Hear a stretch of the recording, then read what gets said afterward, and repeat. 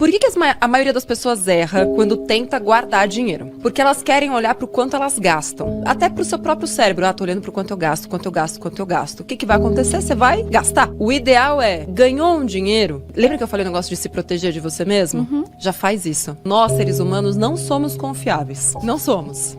A gente gosta de coisas imediatas. Nós somos imediatistas. A gente odeia pensar no futuro. A gente quer tudo que é simples, rápido. Não quer ter que tomar muitas decisões.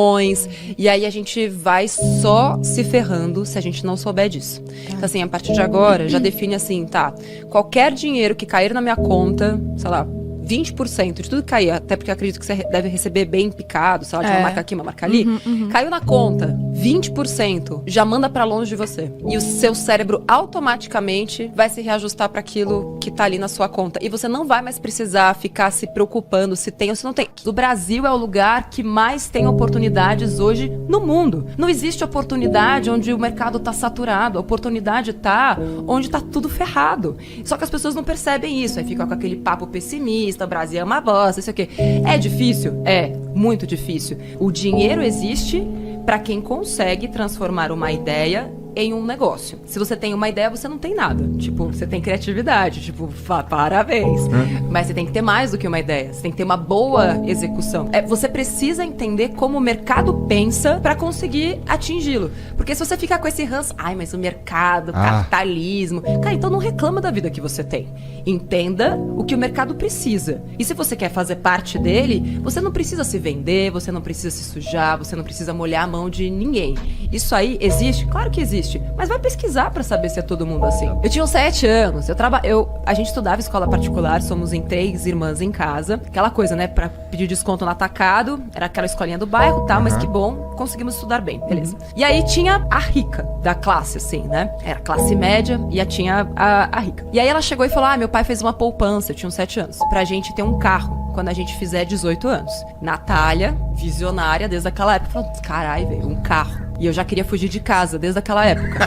É sério, eu fazia planos já de fuga. Não, se eu levar uma maçã, eu preparava a mochilinha e tal. E aí eu falei, beleza, eu preciso ter um carro com 18. E aí perguntei pros meus pais se eu tinha uma poupança que nem ela tinha pra comprar o carro. Meu pai falou, não, cresça e apareça. Imagina, auge da inflação, confisco da poupança, foi bem naquela época, ali 91, 92. Eu falei, bom, então eu preciso... A gente é da mesma idade, então. Preciso dar os meus corre, eu sou de 85. Preciso dar os meus corre. Como é que eu vou fazer pra ter dinheiro pra comprar um carro aos 18? E aí, de vez em quando, meu avô vinha e dava, tipo, uma moedinha pra gente. Naquela época ainda era cruzeiro, um pouco depois, né, que virou real, ali em 94, 95. E aí eu falei, preciso de dinheiro. Comecei a juntar dinheiro. Pequena mesmo, já comecei a pedir pra trocar o presente de aniversário pra todo mundo por dinheiro, guardava tudo num cofrinho, e aí eu ia juntando. Eu fazia cálculos e eu fiz um alfabeto, doida, eu sei. Eu fiz um alfabeto codificado pra que só eu soubesse quanto dinheiro tinha no meu cofre. Quantos anos você tinha? Eu comecei com 8, mas o alfabeto codificado foi com 9.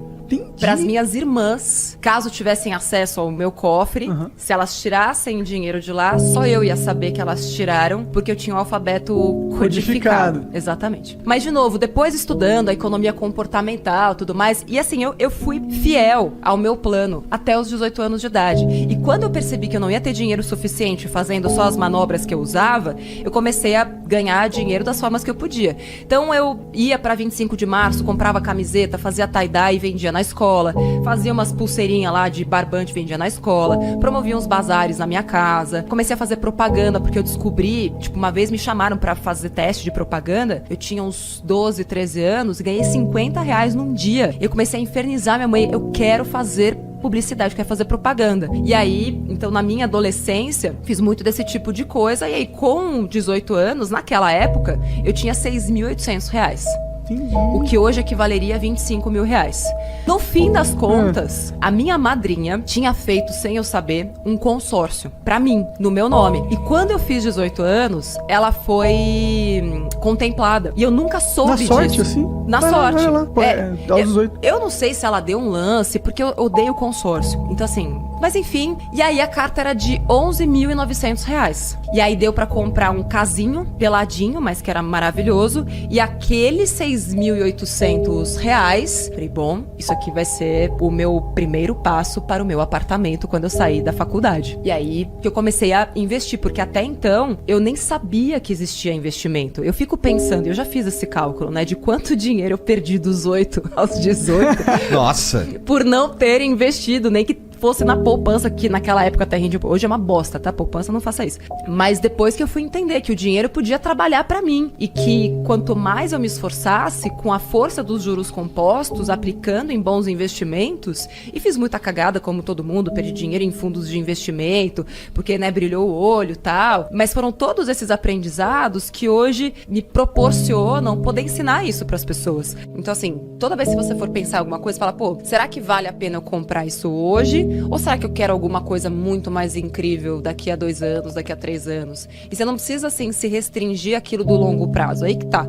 Quando você aprende a, não, eu quero essa bicicleta, eu quero essa bolsa, eu quero isso. Você começa a dedicar, é a mesma coisa do tempo, você começa a dedicar melhor o seu dinheiro também. Você fala, pô, isso aqui é importante? É tão importante quanto aquilo? E aí você começa a tomar decisões melhores. Porque quando você investe, você tem que ter um objetivo para aquilo. O dinheiro, ele tem que ser um pau mandado. Você que manda ele para onde você quer. Por isso que quando você tira o dinheiro, né, pensando um pouquinho mais pro futuro, é errado essa coisa de achar que a gente só tá investindo pra daqui a 30 anos. Isso não é verdade. Eu invisto pra daqui a 1 mês. Porque eu tenho, tipo, minhas metinhazinhas, minhas metas, metonas, metazonas, sabe? Tipo, eu quero uma bolsa pra daqui a 1 mês, quero um carro pra daqui a 3 anos e quero poder parar de trabalhar daqui a 15. Então, assim, e aí as metinhazinhas, elas vão se renovando, sabe? E aí você deixa de ser refém das vitrines, deixa de ser refém das notificações, porque é você quem escolhe, você quem toma as decisões. E lembra que eu falei que o dinheiro é um pau mandado?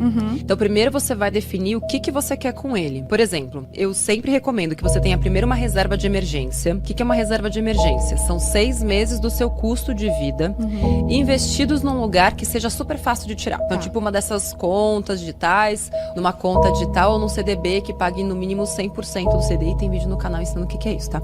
Vou assistir. E que um negócio chamado liquidez imediata. O que é liquidez imediata? Liquidez significa em quanto tempo você consegue tirar aquele dinheiro de lá, tá? Então, se for liquidez 3 anos ou vencimento 3 anos, não é uma boa reserva, um investimento para reserva de emergência. Tem alguns lugares que você vai encontrar tipo D mais 0. Isso significa que você pode tirar o dinheiro a qualquer momento. Então, primeiro, reserva de emergência, 6 meses do seu custo de vida, esse dinheiro vai estar trabalhando lá.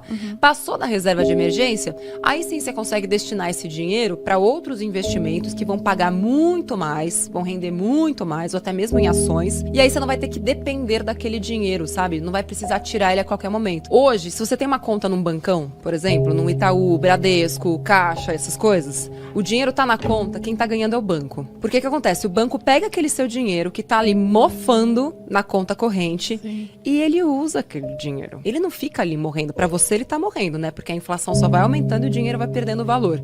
Mas o banco, ele fica fazendo altos rolês com aquele dinheiro, passa pra lá, passa pra cá, ganha dinheiro em cima daquilo. Isso é bom falar que as pessoas não sabem, né? Pois é, poupança a mesma coisa. A galera acha que poupança, tipo, tá arrasando. Pior coisa que você vai fazer na sua vida. O banco pode pegar o dinheiro da poupança, é assim que os bancos se remuneram, né?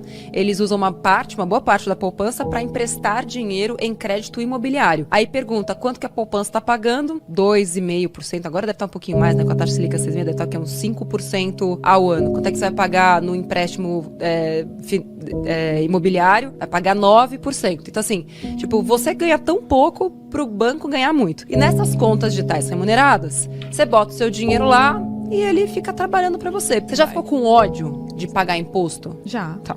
Se existisse um jeito de você emprestar dinheiro pro governo e ele te pagar, devolver esse dinheiro com juros, tipo, você finalmente ganhar dinheiro do governo, você faria isso? Isso é o Tesouro Direto. Então, basicamente é isso. Você empresta dinheiro pro governo e aí ele pega esse dinheiro pra, enfim, financiar obras de infraestrutura e tudo mais e fala, nossa, mas que horror, né? O governo e tal, será que dá pra confiar? Quando você faz uma previdência privada, por exemplo, a maior parte daquele dinheiro, o banco pega e compra títulos do governo. E ele te devolve uma mixaria de volta, entendeu? Então, assim, por que você vai perder dinheiro se você pode fazer isso direto? Você acha que não compensa ter uma previdência privada, então? Só a previdência, pensando lá no longo prazo, eu não recomendo de jeito nenhum. Nenhum, porque as rentabilidades não são boas. Ai, mas a partir de quanto que eu posso investir? R$1. R$1 você pode começar a investir já. Ó, qualquer uma dessas contas digitais, vou falar nome, tá? Nubank, PicPay, PagBank, C6, Inter. Esses bancos que têm carteira digital remunerada. Porque investir em renda fixa nada mais é do que você emprestar dinheiro para um banco e receber esse dinheiro de volta com juros.